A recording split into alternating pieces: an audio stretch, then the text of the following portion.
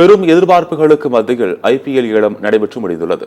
முக்கிய வீரர்களை அணியில் போட்டி போட்டுக் கொண்டும் ஏலம் எடுத்துள்ளனர். இந்த நிலையில் எந்தெந்த அணிகள் வலுவாக உள்ளன, எந்தெந்த அணி சாம்பியன் பட்டத்தை கைப்பற்றும், ரசிகர்கள் தெரிவித்துள்ள கருத்துக்களை தற்போது பார்க்கலாம். ஐபிஎல் 18வது ஆக்ஷன் பயங்கர பரபரப்பா 2 நாள் பல கோடிக்கு பல வீரர்கள் போயிருக்கிறாங்க. ஸோ நம்ம பிரபலமாக வட சென்னையில் இருக்கிற ராபின்சன் பார்க்கில் இருக்கிறோம். ஸோ இங்கே தான் நிறைய பிளேயர்ஸை உருவாக்குற ஒரு இடமா இருக்குது. ஸோ அப்படிப்பட்ட ஒரு இடத்துல இந்த ஐபிஎல்லை பற்றி நம்ம நிறைய கேள்விகளை இந்த இளம் வீரர்கிட்ட நம்ம கேட்க போகிறோம். வாங்க போகலாம். இந்த வாட்டி எந்த டீம் பயங்கர மிரட்டலாக இருக்குது? சிஎஸ்கேவா? சிஎஸ்கே வந்து ரொம்ப ஆக்ஷனில் மிச்சத்துனாங்க, ஏதோ பாதாம் தின்ட்டு வேடிக்கை பார்த்தாங்க அப்படின்னு சொல்கிறாங்க. அதெல்லாம் ஒன்றும் இல்லைண்ணா, மேட்ச் விளாட்னா போதும்ண்ணா எல்லாருக்கும். அது சந்தோஷம்ண்ணா. தலை டோனி கிரவுண்டில் இறங்கினாலே போதும்ண்ணா, அது சந்தோஷம்ண்ணா அவங்களுக்கு எல்லாருக்குமே. இந்த தடவை ஜடேஜா இவர் எப்படி இருப்பார்? ஜடேஜா நல்லா விளையாடுவார், இவரும் அஸ்வினி நல்லா விளையாடுவார். டோனி அவர் கேப்டன்ஷிப்பில் இருக்குது, நல்ல ஒரு இது. டோனி வந்து இந்த வாட்டி அவர் கேப்டன்ஷிப் லாஸ்ட் இது சூப்பராக விளையாடி அவர் ஜெயிச்சு தருவார்னு ஒரு நம்பிக்கை. சென்னை டீம் வந்து இந்த வாட்டி கப் அடிக்கும்னு நினைக்கிறீங்களா? கண்டிப்பாக டோனி இருக்க வரைக்கும் நம்ம தான் கப் அடிப்போம் சார். அவர் விளையாட மாட்டான்னு சொல்கிறாங்க, அதை பற்றி உங்களுக்கு ஃபீலிங்காக இருக்கா? அவருடைய இழப்பு விளையாட மாட்டேன்னாருன்னா அவருக்கு எப்படி அவர் எடுத்திருப்பாங்க? அவர் வந்து எப்படி ஏர்போர்ட்டில் வந்து இறங்கி இருப்பார், எல்லாத்தையும் பார்க்கணும்ல, அதெல்லாம் இருக்குல்ல. டோனியோட இது ரெஸ்பான்ஸ் அவர் பண்ணுவார், அவரோட இது அவரை ஸ்டேஜில் பார்த்தாலே போதும் சார் எங்களுக்கு. சரி, சிஎஸ்கேக்கு எந்த டீம் ரொம்ப டஃப்பாக இருப்பாங்கன்னு நினைக்கிறீங்க? ஆர்சிபி. கோலியா?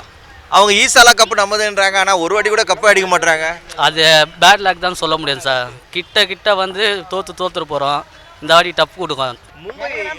என்னோட நம்பிக்கை என்னன்னா, டோனி இதோட ரிட்டைர்மெண்ட், அவர் வந்து கப் வச்சு தான் போவார்னு ஒரு வேர்ல்டு கப்லேயே அப்படி தான் இது பண்ணார். லாஸ்ட்டு வந்து இதில் இதுவாகிடுச்சு, ரன்னிங்கில் தொட்டு எல்லாம் அந்த வேர்ல்டு கப்பை வின் பண்ணி தான் இருந்திருப்பார். அப்போ கப்போட தான் தலை போறாரு. ஆமாம், கண்டிப்பாக. ஸோ மும்பை எப்படி இருக்கு? மும்பை டீமில் இந்த மும்பையில் இருக்க பிளேயர்ஸ் சிஎஸ்கேக்கு வந்தாலும், ஆனால் மும்பையிலையும் நல்ல பிளேயர்ஸ் இருக்காங்க. இந்த வாட்டி கண்டிப்பாக மும்பைக்கும் சிஎஸ்கேக்கும் பெரிய டஃப்பான காம்படிஷனாக இருக்கும். அதே சமயம் டிசியும் நல்லா இருக்குது. டிசி டீம்லேயும் கேஎல் ராகுல் அந்த மாதிரி ஸ்டாயினிஸ்லாம் எடுத்துருக்கறதுனால இப்போது இந்த வருஷம் ஐபிஎல் வந்து எல்லா டீமுமே நல்ல டீமாக தான் எடுத்துருக்காங்க. செம்ம டஃப்பாக இருக்கும் இந்த வருஷம். நீங்கள் எந்த டீம் சப்போர்ட்டர் பாய்? சென்னை தான்.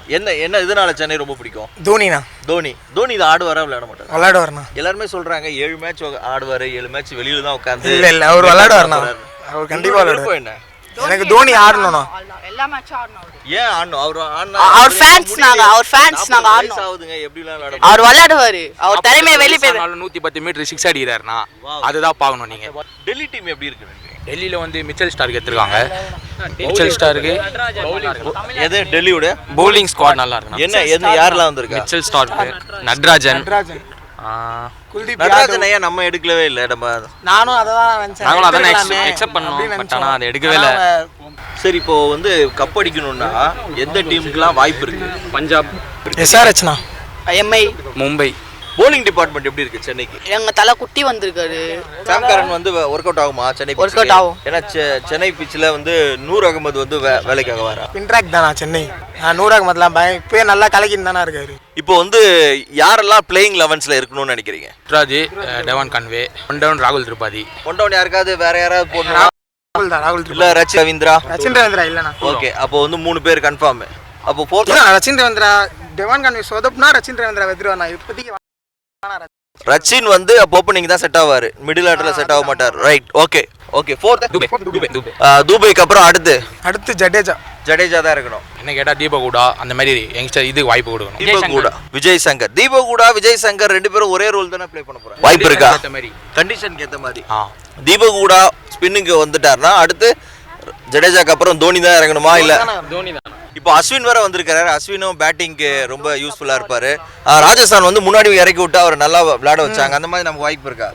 ராகுல் திரிபாதி பண்ணலன்னா அஸ்வினை பண்ண வைக்கலாம். அஸ்வின் பண்ணலாம். 4 ஃபாரின் பிளேயர் யார் கண்டிப்பா வேணும்? எனக்கு ஒரு டெவான் கன்வே வேணும், பத்திரானா, நூர் அகமது வேணும், சாம் கரன். 4 தான். இந்த ஐபிஎல்ல யாரை பார்த்தா உங்களுக்கு ரொம்ப பயமா இருக்கு? இவங்க பிளேயர்லாம் ரொம்ப கீ பிளேயரா இருப்பாங்க. ஃபார் எக்ஸாம்பிள் கிளாசன், த்ரெட்டனா நீங்க நினைக்கிறீங்க பயங்கரமான ஆளு அப்படின்னு நீங்க நினைக்கிறல?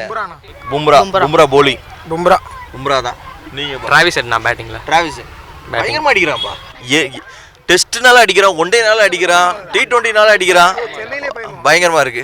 ஸோ நிறைய விஷயங்கள் நம்ம இளம் வீரர்கிட்ட கேட்டப்போ தெரிஞ்சிச்சு. இந்த ஆக்ஷன்ல யார் ரொம்ப கிங்கு, ரொம்ப பெர்ஃபார்ம் பண்ணா, கம்மி காசை வாங்கி அதிகமான இதில் யார் பண்ணா. முக்கியமாக சென்னை டீம் பற்றி நிறைய நம்ம டிஸ்கஸ் பண்ணோம். பிளேயிங் 11 இளம் தலைவர்கள், இளம் வீரர்கள் ரொம்ப அழகாக சொன்னாங்க.